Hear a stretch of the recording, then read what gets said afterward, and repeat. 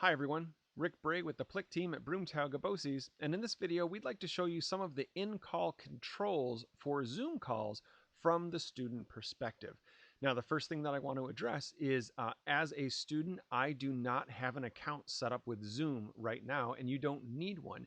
In fact, we suggest that students do not create accounts and they log in using the web browser to keep in compliance with the New York State education laws around student data privacy. So if you'd like to see how to join a Zoom call with that method, I'll put a little card up in the corner that shows you how to do that.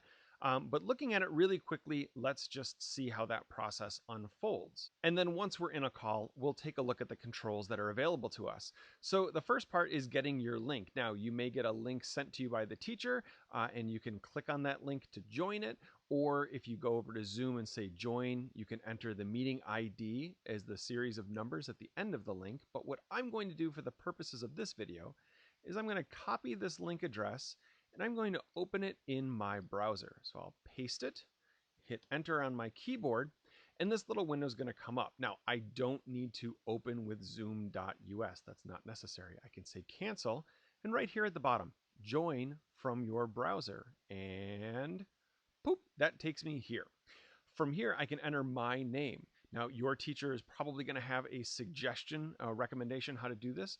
What we are currently recommending is just a first name only. You can certainly use an alias that is appropriate, but I'm just going to go with first name.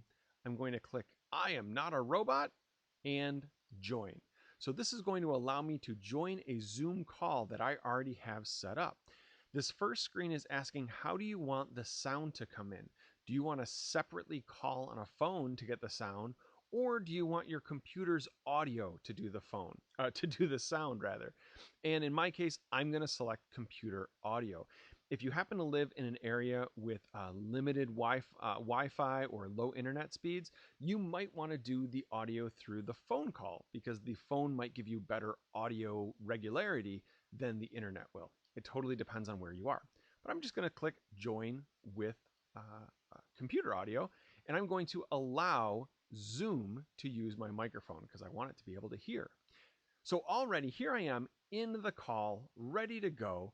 And let's take a look. When I move my mouse, now I should also point out I am using a Mac.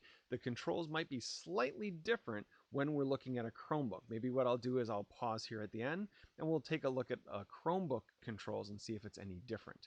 But from here, when I move my mouse, I can see some controls coming up at the bottom of my screen. The first control is my mute button. When I click on that, it mutes my microphone for the rest of the call so no one else can hear me. You can see there's a red line going through it. When I click it again, I can see that that red line disappears and the green goes up and down as the volume, the input volume changes. So the louder I talk, the higher the volume, the higher the green bar. Next to that is a little caret, a little chevron arrow that gives me some options where I might be able to select multiple microphones if your device has it. So I could set a specific microphone if I wanted, the same as a speaker. Maybe I want it to come through a specific headphone or something to that effect. And then I can leave the computer audio so it would let me go back to a phone call. The next option I have here is start video. So right now my video, the webcam is turned off. If I select that and say to allow, you'll see I'll appear in the top corner. There I am.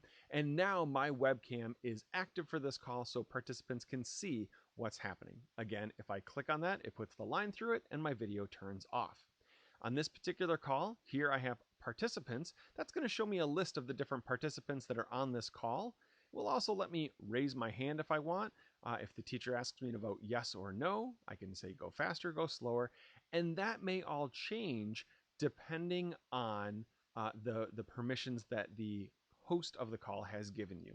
Same thing with this next option, share a screen. This is how I can potentially show my screen to other people in the call by clicking this button. And in my case, I have two different windows up. I have two different screens connected to my computer. So I have the option of showing screen 1 or screen 2. In some cases, it might just say desktop for you if you only have one screen.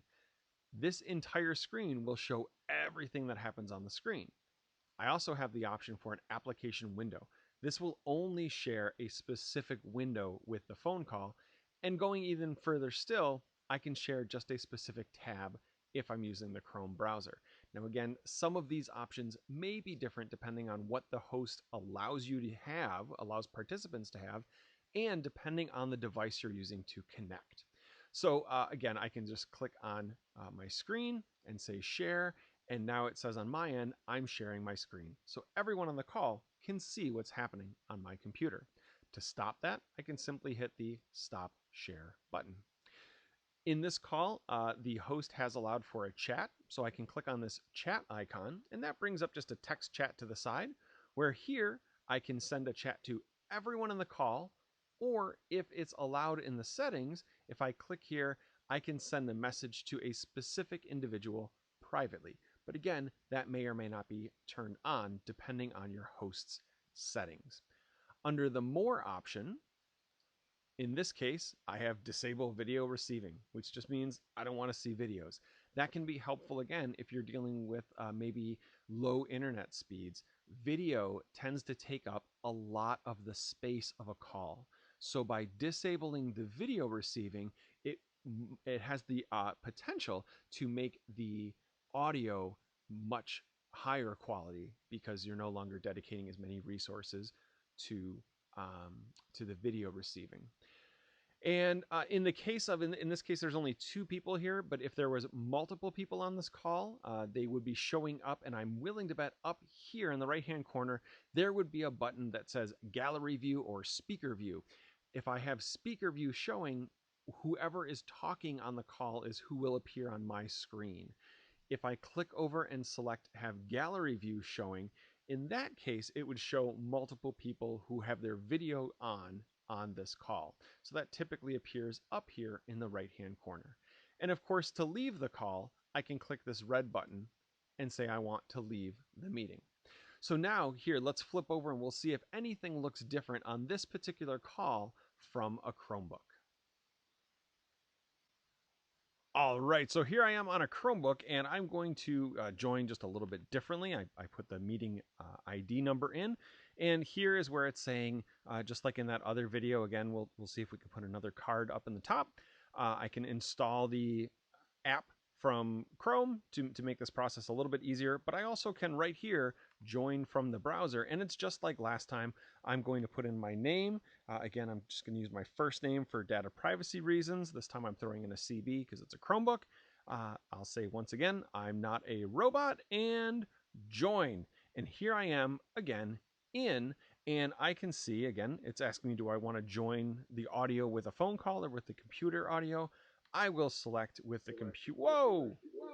All right, I forgot to mute the other speaker, so I got a little feedback there. But you could hear the audio was working, so we're going to allow the microphone, and I can already see across the bottom, I have a lot of the same controls that I had before. I have my mute, I have the video where I can start the video, end the video, the participants, the share screen, the chat, the more option. It's all the same controls.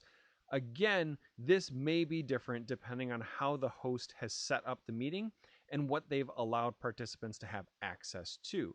But in this case, I can see that the controls on my Chromebook were exactly the same as my controls on the Mac. Awesome.